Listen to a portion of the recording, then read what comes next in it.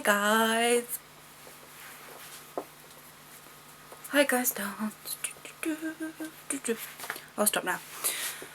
Quick announcement before I start my video. Never mind that. I will, as of now, be posting videos on Fridays because I knew that I was being a bit erratic. Some weeks I was uploading like 4, other weeks I was uploading nothing. So I've got a bunch of ideas ready for you guys. So I'm going to post every Friday, and yeah. So if you subscribe to my channel here, hopefully I remember to edit that in. Probably not. Oh my god. I'm so rubbish today. I'm tired. I've had a really long week. Sympathy? No? Okay. Anyway. Yes, so subscribe to my channel and you'll get an email and a notification and all that jazz when I upload a new video. Or you can follow me on Twitter at Holden94. Why did I just forget my Twitter? You can follow me on Tumblr. I'll link everything. I'm really tired, I'm sorry. Yes, announcement over.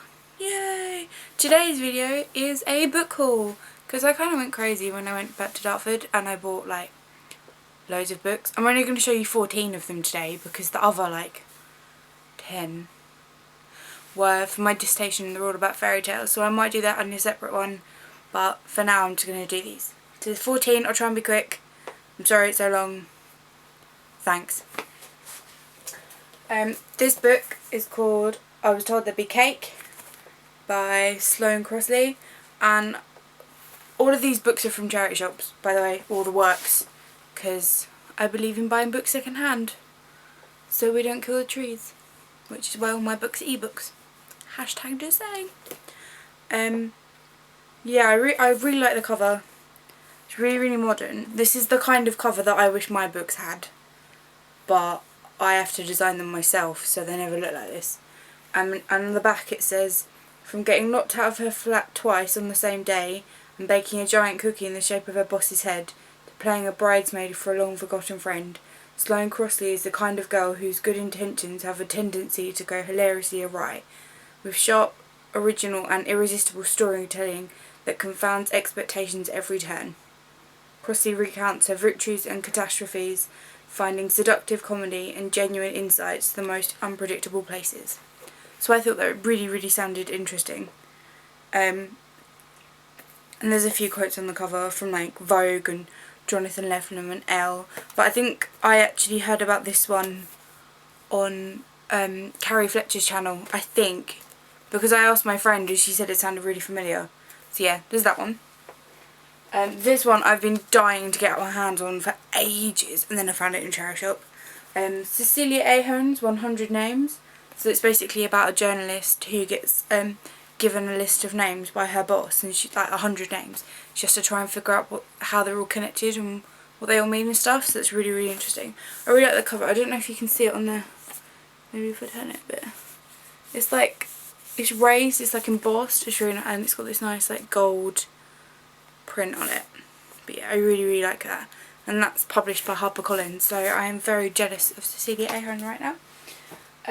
Now I've got Me Before You by Jojo Moyes, and again I really like the cover, and it says like now over 300 million copies sold, so it must be a good book. And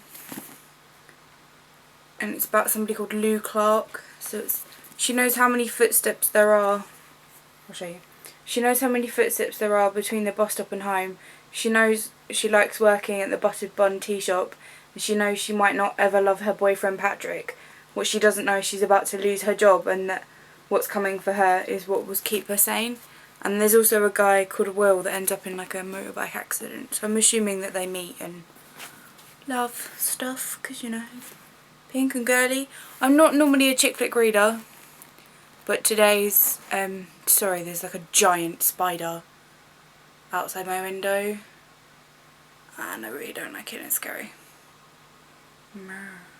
Anyway, I don't usually buy like chick lit books, but there's been a few lately that I've spotted that have been really interesting, and they're not just like, oh, boy meets girl, blah blah blah. So I'm really interested to read a couple. Next I've got Enduring Love by Ian McEwan. So it's one springy day in the Chiltern's Joe Rose Calm's organised life is shattered by a ballooning accident. The afternoon Rose reflects he could have ended in mere tragedy, but for his brief meeting with Jed Parry. Unknown to Rose, something passes between them, something that gives birth to Parry to an obsession so powerful it will test the limits. So yeah, sounds really, really interesting. I haven't actually read anything by Ian McEwan before. I do know that he wrote Atonement, and I have it somewhere in my mini books. But it's quite thin. It's got a nice big font, so I'm looking forward to this one. And on the front cover there's like a quote, and it says, "I can't remember the last time I read a novel so beautifully written or utterly compelling from the very first page," and that's by Bill Bryson on the Sunday Times, and they do really good book reviews, so I'm really excited for this one. Book 5 I got from the Works. If you don't have a Works in your town, they've got a website that's so good. They do like 3 for £5 on books. This one's called Oranges and Lemons. It's like a hardcover, it's really pretty. It's rhymes from pastimes, and it's put together by Karen Dolby. So it's you've got like counting rhymes, fairy tale rhymes, day rhymes, rural connections, old friends, animal rhymes, songs and games, street cries, action, weather, wise and warnings, bedtime, tongue twisters, and riddling rhymes. So I thought that'd be really, really interesting, because there's somebody that claims to be a poet. I don't read a lot of poetry other than on YouTube, so I'm very, very excited to do this. Read this one, and it was really pretty. I don't know what the actual, yeah, and then the actual cover is just like blue, but I really like the dust jacket. I like books with dust jackets, they're pretty. Oh my god, I just spilled tea over my bed. Oops, oh well. Got my cup of tea waiting for me. Haha. Book 6 is 13 Weddings by Paige Toon. I've read one of her books before. I think it's like called The Summer. I can't remember. I can't even see it. Where is it? No, I can't find it. But it's really, really good. I'll remember it after the video and link it down below. But I like that the tagline was what got me, because it was like always the photographer and never the bride. And that's kind of how I feel a lot of the time. So I was really, really interested. I really like her style of covers as well. I know that, I'm pretty sure that this is by, are they by the same people? Oh, they're not. I was going to say they look quite familiar. They've both got like the silhouette and stuff, but they're by different publishers. But I really like those kinds of designs. This one's published by Simon & Schuster, and I really like it. So, looking forward to that one. Next, I totally found this one by accident and then was like, I need this book. It's Collection of Stories by Dylan Thomas, and they're only like, I read one this morning, and it was literally like not even 3 or 4 pages long. So it's quite a big book. But yeah, it's kind of like collection, like about his Welsh life and stuff, because he was Welsh. So I think that's going to be really interesting. This is actually what I'm reading at the minute, but I've got so many books to read before I start uni again in like 2 weeks. It's just chaos. So the TV will be staying off. Next is Margaret Atwood's The Penelopiad. I think that's Piad, I'm not sure. But this one really interested, it's metallic if you can tell as well. This one really, really interested me because it's about like Odysseus. Yeah, the wife of Odysseus, Penelope. So like how she was like maintaining the land whilst he was off in the Trojan War. So I think that's going to be really interesting to read, because I like stuff based on like legends and myths, and it's, you can see that it's like quite well spaced, so I think I could probably get through this in a day. In fact, I might try this one today, see if I can get through it, so looking forward to that one. I actually tweeted about this next book because I was just so excited to find it. It was like £2 in a market, and it's Jody Pickell's The Pact. Pickell? Is it Pickell? Do you know? I don't know. I think it's Pickell. Anyway, but it's basically about like 2 teenagers, and one, like, well, it's basically, it sums it up on the front. It says, what's it? Your son says they were both meant to die, but he lived. What would you do? And I was like, oh, that's really, really interesting. Because it's kind of like, almost like a star-crossed lovers type deal. So I was like, oh, this should be good. Emily and, what's his boy? Emily and Chris are the couple in the book.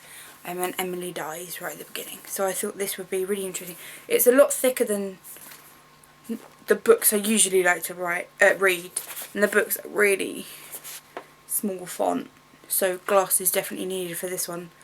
But it looks really interesting. And Jody Pickell's one of those authors that I've really, really wanted to read for a while. So I am excited. Book 10 is technically a play. Is it a play? Yeah.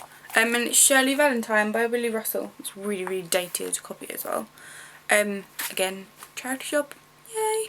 But this was actually because we studied Educating Rita last year at uni, and I really enjoyed it, so much so that I bought the DVD myself and I didn't have to. It's a play I really, really enjoy, and Shirley Valentine's supposed to be like the follow-on, or what would have happened if she hadn't have gone to university or something. Like, well, that's the theory. So I'm really, really looking forward to this. It's really thin anyway, and it's a play, so. But I'm pretty sure there's a film. So maybe I'll just watch the film and hold the manuscript. I don't know. The next book is The Nanny by Melissa Nathan. Oh, same name. But I really liked it because on the front it says, it will take more than a spoonful of sugar to sort this lot out. And I was like, that's really funny. So it's basically, when Joe Green takes a nannying job in a small town to escape, a nannying job in London to escape her small town routine, complicated family and perfect on paper boyfriend, Sean, culture shock doesn't even begin to describe it.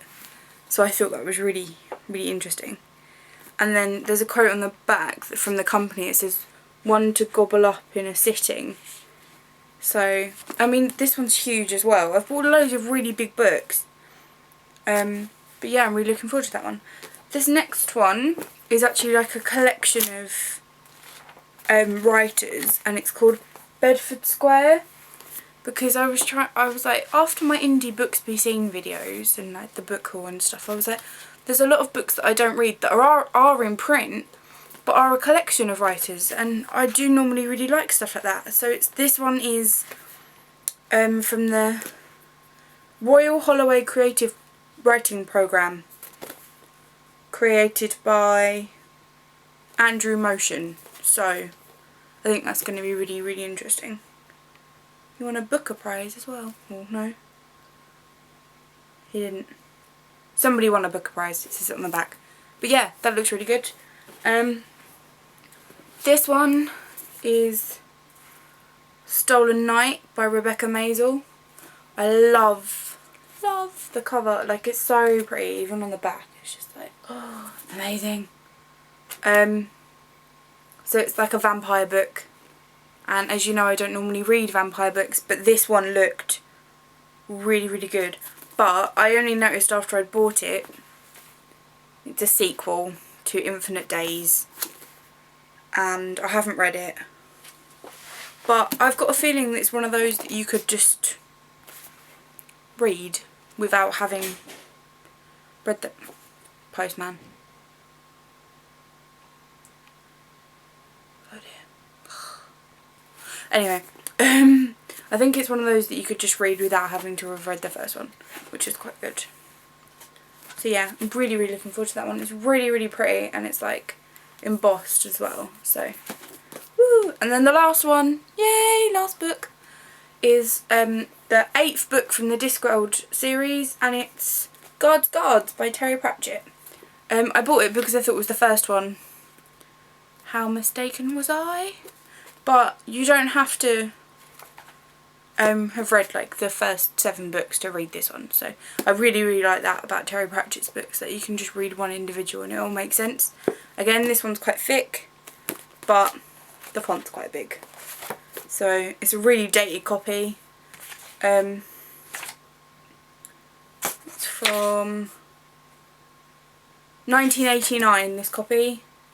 So it's 5 years older than I am, this book, and it's been very, very well looked after. So I'm going to now look after it for ages. It'll probably end up in my library back home at some point as well, because we've got loads of Terry Pratchett books. But yeah, really looking forward to that one. It just says, this is where the dragons went. They lie, not dead, not asleep, but dormant. And although the space they occupy isn't like normal space, nevertheless they are packed in tightly. They could put you in mind of a can of sardines if you thought sardines were huge and scaly, and presumably somewhere there's a key. So I really, really like that, because I'm just like, ooh, they're going to escape, and I like dragon stories, and because I really like, what's it called? How to Train Your Dragon, because I love Toothless, he's so cute. But scary, you know, because we're dragon. Oh, I'm rattling on. It's a really long video. I'm so sorry, but 14 books in less than 17 minutes. I'm quite impressed. If you like this book haul, please tell book haul. Please tell me. If you've read any of them that I've not got around to, please tell me again. If you've got any recommendations, comments below. And as always, I will see you on Friday. Like, click, comment, subscribe, and all that jazz. Love you. Mwah, bye.